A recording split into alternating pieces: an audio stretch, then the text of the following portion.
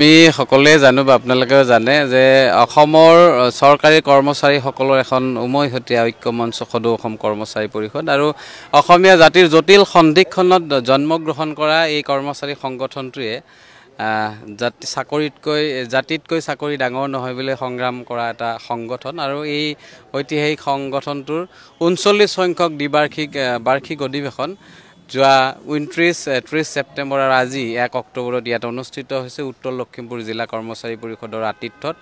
উত্তৰ লখিমপুৰ বিশ্ববিদ্যালয়ৰ প্ৰাংগণত এই ঐতিহাসিক এই প্ৰেক্ষাগৃহত আৰু তিনিদিনীয়া বৰ্ণাঢ্য কাৰ্যসূচীৰে আমাৰ অধিৱেশনৰ কাৰ্যসূচী চলিছে। যোৱাকালি প্ৰতিনিধি সভাৰ তৃতীয় বৈঠকৰ পিছত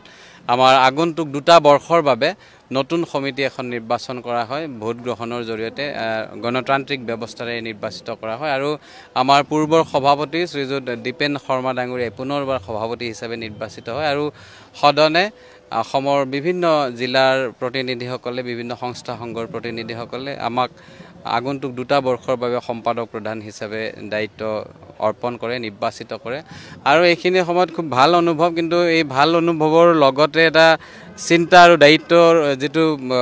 গধুৰতা, এই গধুৰতা উপলব্ধি কৰি আমি ক'ব বিচাৰিছোঁ যে অসমৰ কৰ্মচাৰী সমাজৰ বিভিন্ন সমস্যা আছে আৰু আপোনালোকে সংবাদ মাধ্যমে এই ক্ষেত্ৰত আমাক বিগত সময়ত সহযোগ কৰি আহিছে আৰু নৱনিৰ্বাচিত সম্পাদক প্ৰধান হিচাপে সংবাদ মাধ্যমৰো আমি সহযোগিতা কামনা কৰিছিলোঁ। কাৰণ কি আমাৰ সমস্যাখিনি আমাৰ কিছু ৰেষ্ট্ৰিকশ্যন থাকে, কিন্তু এই ৰেষ্ট্ৰিকশ্যনক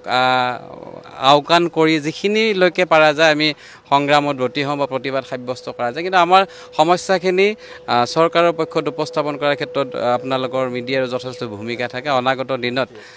আপোনালোকৰ জৰিয়তে আমি আমাৰ সমস্যাসমূহ আমাৰ ঊৰ্ধ্বতম কৰ্তৃপক্ষক বা অসম চৰকাৰক আমি অৱগত কৰাৰ চেষ্টা কৰিম। আৰু আজিৰ তাৰিখত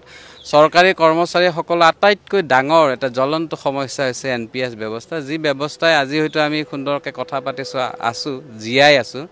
আৰু অনাগত দিনত হয়তো জীয়াই থকাৰ সেই সম্বল হয়তো নাথাকিব। কাৰণ কি এতিয়া যিটো পৰিৱেশ, ৰোগীয়া পৰিৱেশ, সকলোৰে দেহাত বেমাৰ আছে, কমন বেমাৰ থাকে, গতিকে আমি চলা ফুৰাতে অসুবিধা হ'ব। গতিকে NPS ব্যৱস্থা বাতিলৰ ক্ষেত্ৰত অনাগত দিনত নিশ্চয় সদৌ অসম কৰ্মচাৰী পৰিষদৰ যি কেন্দ্ৰীয় কাৰ্যনিৰ্বাহক নতুনকৈ গঠন হ'ব, এই কাৰ্যনিৰ্বাহকত সিদ্ধান্ত হ'ব আৰু কাৰ্যনিৰ্বাহকৰ সিদ্ধান্ত অনুসৰিয়ে আমি অনাগত দিনত আমাৰ কাৰ্যপন্থা থিৰাং কৰিম আৰু সদৌ অসম কৰ্মচাৰী পৰিষদৰ নৱনিৰ্বাচিত সম্পাদক প্ৰধান হিচাপে অসমৰ সমগ্ৰ সৰ্বস্তৰৰ কৰ্মচাৰী সমাজৰ আমি সহযোগিতা কামনা কৰিছোঁ। কৰ্মচাৰী সমাজৰ সমস্যা সমাধান কৰাৰ ক্ষেত্ৰত এই বৃহৎ মঞ্চখনে যাতে সফল হ'ব পাৰে আৰু যোৱাকালি অসমৰ বিভিন্ন জিলা প্ৰতিনিধি, কৰ্মচাৰী পৰিষদৰ অন্তৰ্গত সংস্থা সংঘৰ প্ৰতিনিধিসকলে যি আমাক তেখেতসকলৰ ভোটদানৰ জৰিয়তে এই গধুৰ দায়িত্ব অৰ্পণ কৰিছে, তাৰ বাবে সকলোৰে ওচৰত আপোনালোক ND24 চেনেলৰ জৰিয়তে আমি কৃতজ্ঞতা জনাইছোঁ,